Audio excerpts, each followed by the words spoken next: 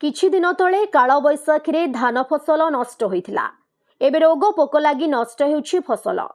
Nuapada Boden block रो विभिन्न ग्राम रे एबे रबी ऋतु रे धान चाष करा जायछि। धान मध्य भल होइथिला ओ भल अमल हेबार आशा देखिथिले चाषी। रोग पोक किंतु चाषीर आशा रे पानी पकाई दैछि। ब्लॉक रो ग्राम पंचायत रो मंडोरबेली ग्राम। एही ग्रामर शताधिक चाषी एबे रबी धान करथिले। प्राय 500 एकरे डालुआ धान होइथिला। सरकारी धान विक्रय केन्द्रରୁ पद्मजा सिल्क एंड 60 सिल्की आदि धान बिहन आनी चाषी चाष करथिले। चाषी समवाय समिति ऋण करबा सह महाजनी टंका सुधरे आनिथिला। आशा थिला धान अमल परे बिक्री करी टंका सुझी देबो, किंतु रोग लागि अधिकांश धान जमी नष्ट होई गलानी। धानर गर्भ अवस्था रे अजणा रोग लागि धान गछ सबु मरी जाउछि। पोक सबु धान गछकु शोषी देउछि। फल रे अकाल रे गछ सबु मरी जाउछि। जेते औषध सिंचन कले मध्य लाभ मिलु नाही। कृषि कर्मचारी मध्य आसुनथिबा अभियोग होईछि। एडे बोडेन ब्लॉक कृषि अधिकारी दुखीराम टुडुंको पचारिबारु सितोब्लाइट नामक रोग होइथिबा कहिसंती ओ तदंत करी सरकार को रिपोर्ट प्रदान करिवे बोली जणाइछंती। चाष तो आज्ञा जेंता हमें चाषी चाष करसु माने जूता बाहा करी करी जेन टाइम के माने बिहन लगाव कथा सार लगाव कथा प्रत्येक जिनिस माने उचित हिसाब से हमें व्यवहार कलु।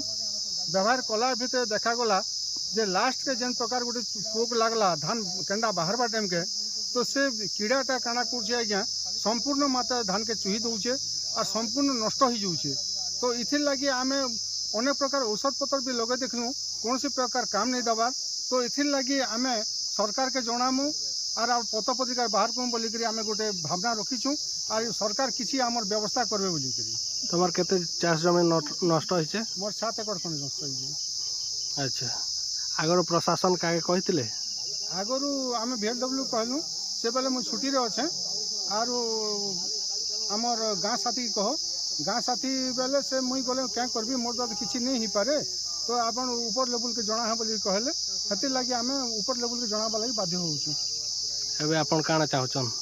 एबे हमें चाहूँ आज्ञा सरकार जो कौन प्रकार सुविधा नहीं करबे आमर लोन के छाड़ नहीं करबे तो आमके कौन प्रकार सहायता नहीं देबे बेले हम परिवार पोषण करबा और आम निजे चलवाटा खाबा लगी मुठे भी मिलवार भी कष्ट ही जीवा। सर मोर ना अर्जुन बेहरा सर मंडोबिली ग्राम डमझर जीपी सर आम गाँव में जी धान कर सर सबू नष्ट हो गला ना सर कीड़ा गोटे केन्दा कीड़ा आसिक सर ध्वंस पूरा सब बाहर के पूरा शेष करदेला सर।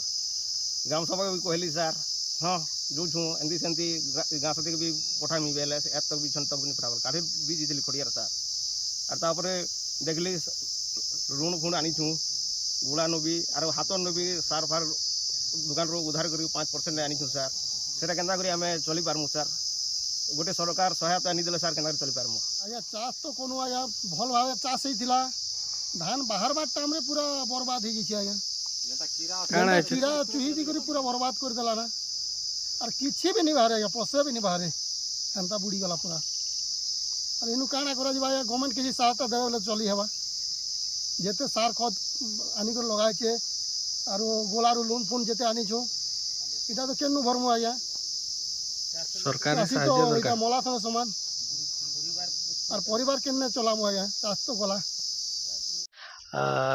आज आम अच्छु मंडोबिली गाँव रे बोडेन ब्लॉक रो तो आम ये खबर पाइछु आपणकर डाड़ुआ धान रे रोग पोक लगी बोली तो आम सजमीन तदंत करवा कौन है फोटो फोटो आमको पठे आम भी देखी तो सितब्लाइट कहीकि गोटे रोग अच्छी सेटा टिके अधिका मात्रा रे व्यापी बोली आम खबर पाइछे आ सजमीन तदंत करवा कौन कौन है आम तदंत कर सारा पर आम उपरस्थ अधिकारी मान को रिपोर्ट देवा तार।